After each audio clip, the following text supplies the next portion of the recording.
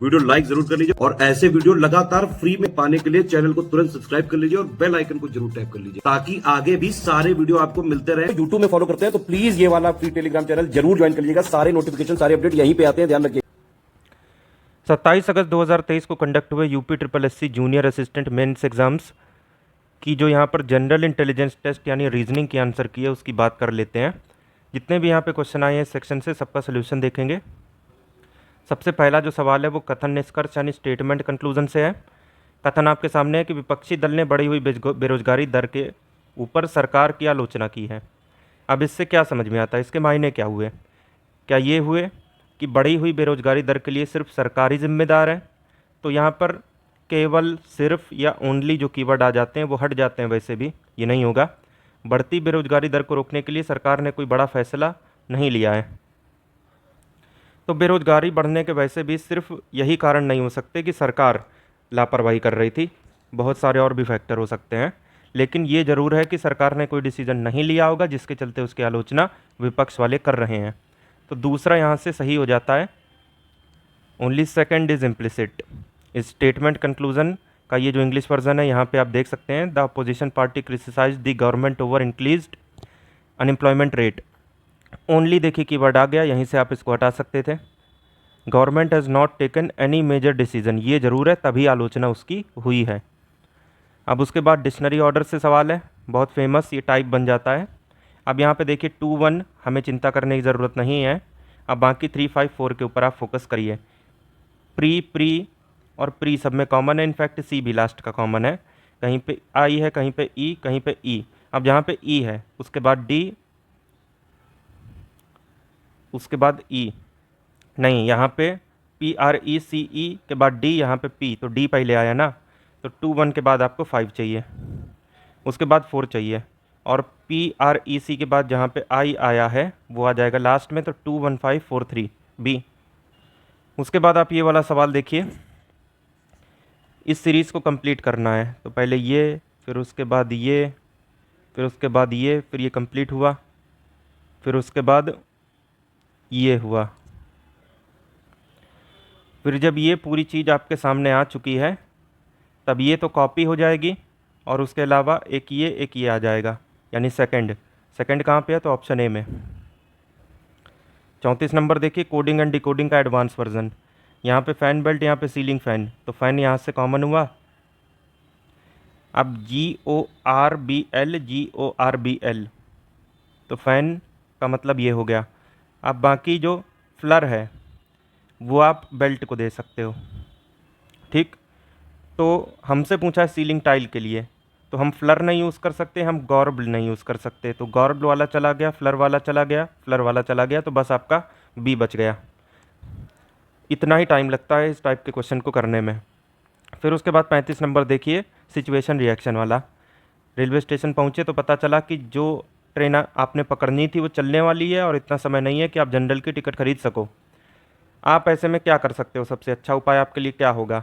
तो एक तो तरीका ये है कि दूसरी ट्रेन देख लीजिए, और दूसरा तरीका ये है कि ट्रेन अगर इतना टाइम आपको दे रही है कि आप उस पर चढ़ पाओ तो आप चढ़ जाओ उसमें, और अगले स्टेशन पे टीटी से रिक्वेस्ट कर लो कि ऐसी ऐसी बात हो गई थी, अब वही आपको रास्ता बताएगा। तो डी वाला ऑप्शन यहाँ से सही हो गया।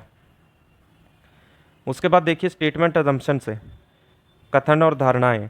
प्रधानमंत्री सुबह 10 बजे लोगों को संबोधित करेंगे, उनका भाषण उस वक्त स्टार्ट हो जाएगा, इसलिए आपसे अनुरोध है कि 10 बजे से पहले अपनी अपनी जगह पर बैठ जाइए। तो ऐसा अगर किसी ने कहा तो क्या सोच के कहा होगा? यही ना कि शार्प 10 बजे इनका कार्यक्रम शुरू हो जाएगा। ये तो सही है दूसरा वाला, लेकिन पहले वाले में कहा जा रहा है कि 10 बजे तक अपनी सीट पे नहीं आते हो आप तब समारोह शुरू नहीं होगा, यानी आपके लिए वेट किया जाएगा। और अगर आपके लिए वेट किया जाएगा तो हम आपसे रिक्वेस्ट करते ही नहीं कि 10 बजे से पहले बैठ जाओ, हम तो कहते हैं कि आराम से आओ, जब आप आओगे तभी शुरू होगा। तो ये वाला गलत हो गया, दूसरा वाला सही है। Only second is implicit, option B. ये आप सेम क्वेश्चन को इंग्लिश में भी देख सकते हैं। कौन सा वाला ऑप्शन सही है? Only second is implicit. अब उसके बाद ब्लड रिलेशन से सवाल है, वो भी कोडेड फॉर्म में। हमसे देखिए पूछा क्या गया है कि कौन से एक्सप्रेशन से आपको ये पता चलेगा कि एम जो है वो एन की बेटी है, यानी एम फीमेल होनी चाहिए। अब जहाँ पे एम आपको मेल मिल रहा है, वो लड़का मिल रहा है, आदमी मिल रहा है, वो हट जाएगा क्योंकि आदमी बेटी तो नहीं हो सकती ना। तो यहाँ पे M क्रॉस F, इधर आप ध्यान से देखिएगा तो आपको ये पता चलेगा कि क्रॉस का मतलब हुआ y is the son of z, यानी पहले वाला दूसरे वाले का बेटा है, तो m बेटा हो गया तो बेटी कहाँ से हो जाएगा, ये नहीं होगा। अब उसके बाद यहाँ पे दूसरे वाले पे चलते हैं, m प्लस एफ। तो प्लस का मतलब है कि पहली वाली दूसरे वाली की बहन है, तो m जो है f की बहन हो गई। अब f क्रॉस b, यानी पहले वाला दूसरे वाले का बेटा है, f जो है b का बेटा है। अब जाहिर सी बात है m भी b की बेटी होगी क्योंकि m f दोनों भाई बहन हैं। अब उसके बाद b डॉलर n, तो डॉलर का मतलब क्या हुआ कि पहले वाला दूसरे वाले का पति है, तो b जो है ये n का पति है। n ऑब्वियस सी बात है पत्नी है। यहाँ पे पूछा हुआ है कि m n की बेटी है कि नहीं, तो b और n दंपत्ति हैं, यानी कि ये जो संतानें हैं ये इन दोनों की हैं, तो n के हिसाब से देखें तो m बेटी हो गई कि नहीं, हो गई, तो बस यही वाला ऑप्शन सही हो जाएगा। अब उसके बाद आप आगे देखिए 38 नंबर में सीटिंग अरेंजमेंट से रिलेटेड ये आपका सवाल है। यहाँ पे कुल 7 लोगों की बात हो रही है, इसे लेकर जी तक, 3 4 5 6 7 इस तरीके से। F जो है वो C के ठीक बगल में है और G जो है ये C के लेफ़्ट पे है दूसरे नंबर पे, तो अगर C को हम यहाँ फिक्स कर दें, सेंटर की तरफ वो मुँह करे हुए है, तो इसका लेफ़्ट यहीं तो होगा। अब इसके सेकंड नंबर पे ये G हो गया। अब C के ठीक लेफ़्ट में बगल की ओर, यानी कि ये लेफ़्ट में ये बगल में, तो ये F हो गया।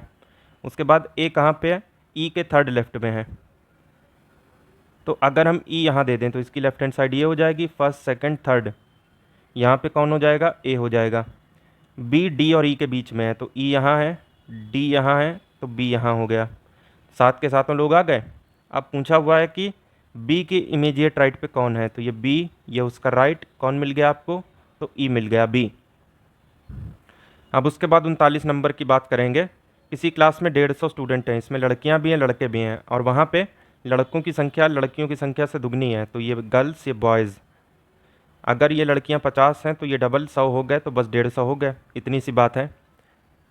अब लड़कों में से एक बंदा है कुणाल, उसकी रैंक आई है 25वीं। ये कुणाल है, इसकी रैंक 25वीं है। इसके मायने क्या हुए कि 24 ऐसे लड़के हैं जो क्लास में उससे आगे हैं, उनकी रैंक बेटर है इससे। फॉर एग्जांपल अगर आप फर्स्ट आए हो तो इसका मतलब आपसे बेटर कोई नहीं है, सेकंड आए हो तो इसका मतलब एक बंदा आपसे बेटर है, फर्स्ट वाला। इसी तरीके से अगर आप 25वें आए हो तो 24 लोगों ने आपसे अच्छा परफॉर्म किया है, तो ये वही 24 लोग हैं जो उससे अहेड हैं, आगे हैं। और आगे कहा गया है कि 10 लड़कियां उससे आगे हैं, तो ये जो आगे वाले 24 हैं इसमें 10 लड़कियां हैं, बाकी के 14 लड़के हो गए। अब पूछा हुआ है आगे कि लड़कों में कितने ऐसे हैं जिनकी रैंक इससे ख़राब आई है कुणाल से। तो लड़कों की जहाँ तक बात है तो एक लड़का खुद कुणाल हो गया, और 14 वो हो गए जो कि इससे अच्छी रैंक लेके आए हैं, तो 15 हो गए। तो बाकी के जो 85 हैं, क्योंकि टोटल 100 लड़के थे, बाकी के जो 85 हैं वो ऐसे हैं जिनकी रैंक इससे ख़राब आई है, और वही पूछा है, यानी कि सी। अब उसके बाद ये 40 नंबर आप देखिए, इसमें कथन निष्कर्ष, तो कुल मिला के सिलोजिज्म का सवाल है ये। तो यहाँ पे इंग्लिश मीडियम में चलते हैं, उसमें सॉल्व करना आसान होता है क्योंकि सम और ऑल जो कीवर्ड हैं वो जल्दी पकड़ में आते हैं।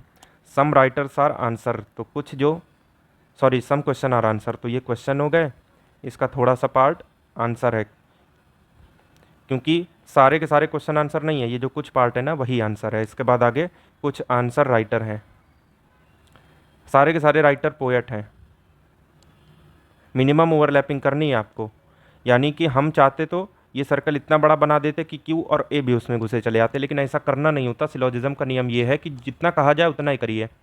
हमसे क्या कहा गया कि सारे के सारे राइटर पोएट हैं, तो ऐसा इंतजाम बनाया कि राइटर सारे पोएट में आ गए, बस बाकी ये जो आंसर पोएट में आ गया इसका कुछ कर नहीं सकते, इतना तो आना ही था।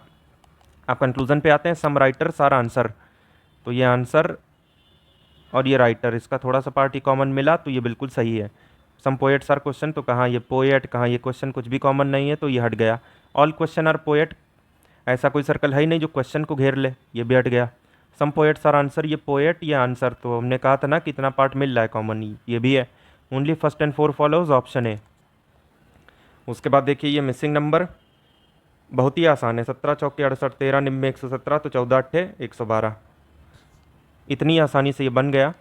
फिर उसके बाद 42 नंबर पे चलते हैं। ये छोटी सी पज़ल है, 8 किताबें एक के ऊपर एक रखी गई हैं, 1 2 3 4 5 6 7 8, 1 2 3 4 5 6 7 8। नंबरिंग हमने इस तरीके से की है क्योंकि काउंटिंग फ्रॉम टॉप ये चल रहा है आपका। तो सेकंड, फिफ्थ और सिक्स्थ ये आपकी हिंदी की किताबें हैं। सेकंड ये, फिफ्थ ये और सिक्स्थ ये हिंदी की किताबें हुई।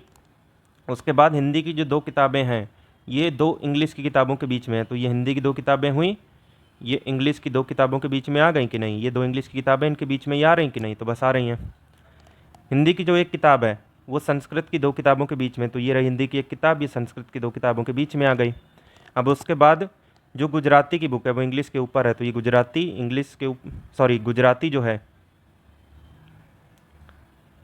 Is a book while the book above the book of Gujarati is English, यानी गुजराती नीचे इंग्लिश ऊपर, तो बस इंतजाम बन गया अपना। फोर्थ फ्रॉम द टॉप 1 2 3 4 ये इंग्लिश वाली किताब हो गई सेकंड। उसके बाद 43 नंबर है कोडिंग एंड डिकोडिंग से। ये जो हमारा क्वेश्चन है इलेक्शन, ये लिखा है HNHERFMK, ई से H -3, तो ये जो फ्लोटिंग है तो F से -3 करेंगे तो ये C आना चाहिए, लेकिन ये बन नहीं रहा मामला, कुछ और लॉजिक लगाना पड़ेगा। सॉरी गलती हम ही कर रहे थे, E5H8 तो ये +3 होना था, तो F से +3 मतलब 6 3 9, तो मतलब I में कोई प्रॉब्लम है नहीं।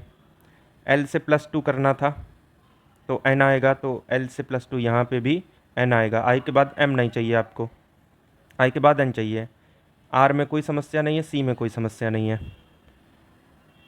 यानी कि इधर इधर कोई दिक्कत ही नहीं है। ये T से R यानी कि -2,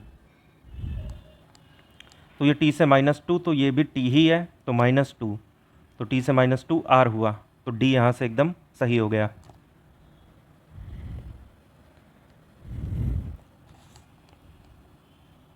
उसके बाद ये देखें आप 18 6 24 24 84 60 का, फिर 294 और 84 210 का, 798 और 294 504 का गैप, उसके बाद ये 50 का, फिर उसके बाद 150 का, फिर उसके बाद हुआ 294 का, यहाँ से 100 का, यहाँ से 144 का। 100 को 10 स्क्वायर बोलते हैं, 144 को 12 स्क्वायर बोलेंगे, तो अगला होगा आपका 14 स्क्वायर, यानी यहाँ से 14 का स्क्वायर 196, तो ये हुआ 490, 490 और 504 ये हुआ 994, और ये 994 798 में जुड़ के क्या दे देगा 1792, और 1792 कहीं पे है ही नहीं, तो ये क्वेश्चन को आप रॉन्ग भी बोल सकते हो।